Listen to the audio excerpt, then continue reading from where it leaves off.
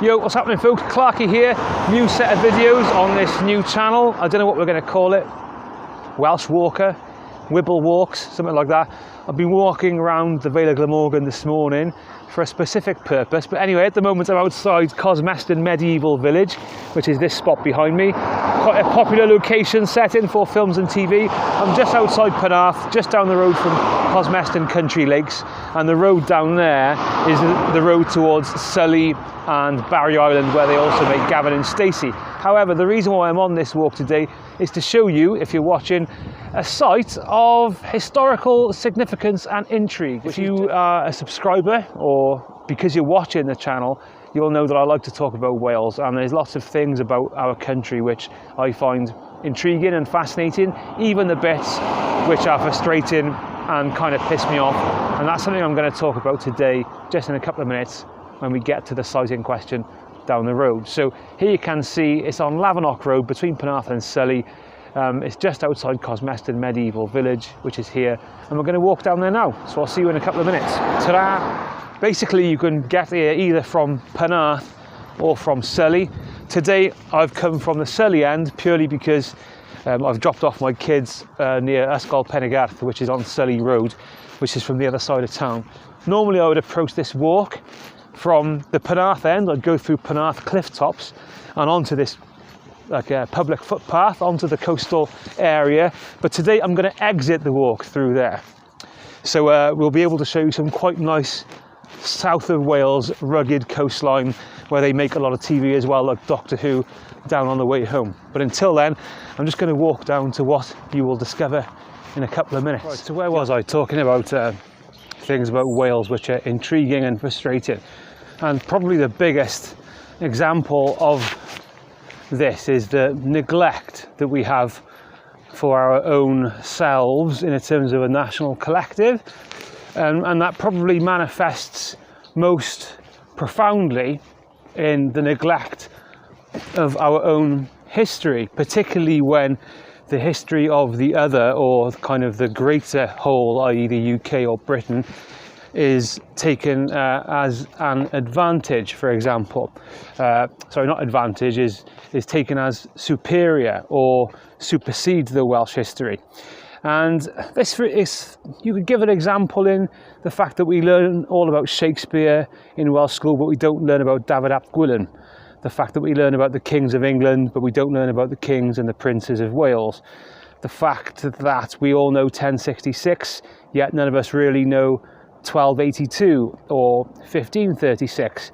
The fact that we celebrate Florence Nightingale but ignore Betsy Cadwaladr. And even if you want to bring it into the modern world, the fact that we don't celebrate John Cale, who's a culturally Welsh person from the north who campaigned for the Welsh language and is one of the most influential figures in the history of music in the 20th century, yet we do deify and immortalise a karaoke singer from Pontypridd because he's quite good at shagging.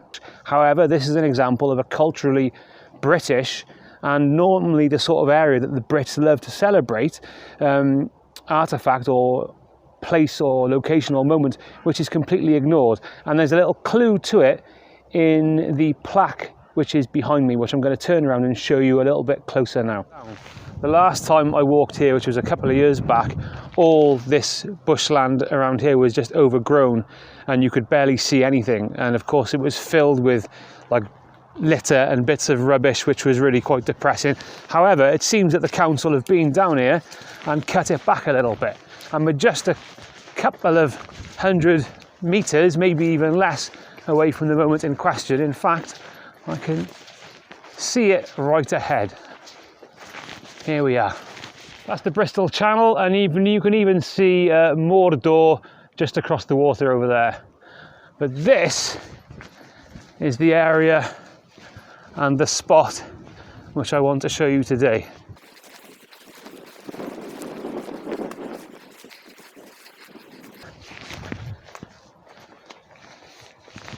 And here we are. Doesn't look like much, does it? Doesn't look like much at all. You can see the kind of work into the structure of the building. Where we're at is Lavernock Point. It's just at the end of Penarth cliff tops, right on the Vale Glamorgan, South Wales coast, in between Penarth and Sully.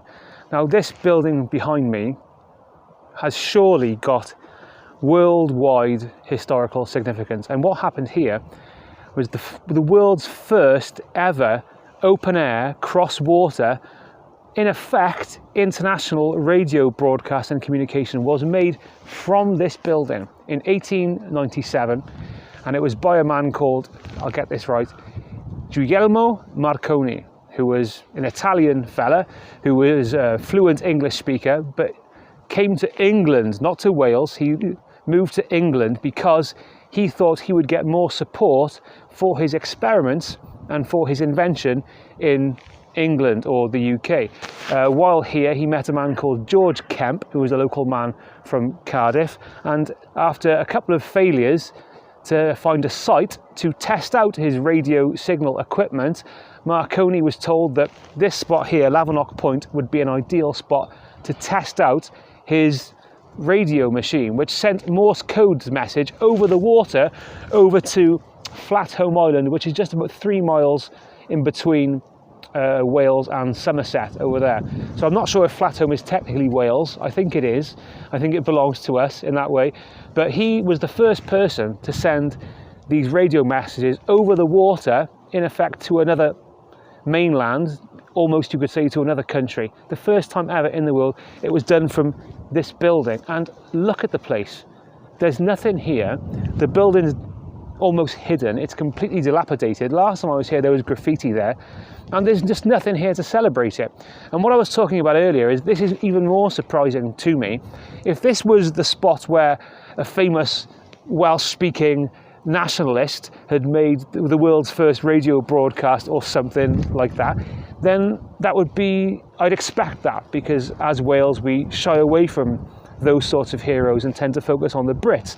But this is surely a spot which has like high British significance, because we all know the Brits love, for example, their tradition, their reputation of invention and innovation.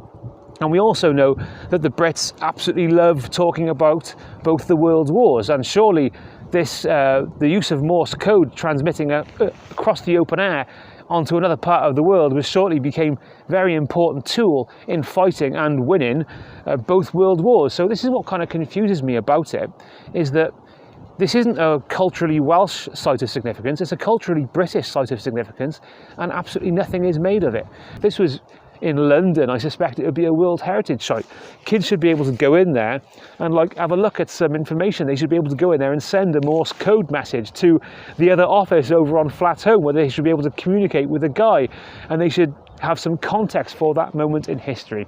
And it's so hard to believe, but so typical of Wales, that we don't make anything of this building. It's another example as well of a metaphor, a positive metaphor for the kids about staying the course, perseverance and not giving up. I often try and teach my kids the value of perseverance and persistence and not giving up after the first attempt. And this in 1897, when Marconi finally succeeded, it was his third or fourth, I think, attempt. He had 2 or 3 failures to send the radio signal, and what they did was they innovated. They attached a further radio pole down on the beach just below down there, which I'll show you in a minute, and on the third attempt, after they attached another pole to the one that's at the top of this building, they managed to successfully send the world's first ever open air cross-channel, effectively international radio broadcast from this spot here, the Marconi hut at Lavernock Point. Wouldn't it be nice to see us make something of that? However, to end on a positive, it's a pretty lush day here on the South Wales coast. Sam the Bijon Frudel enjoyed his chicken soup leftovers very much, and he's now tucking into some licorice tea, and we're about to walk a couple of miles down the beach there back towards Penarth, and we're done for the day. Diolch yn fawr am gwylio, thanks for watching, ta-ra now.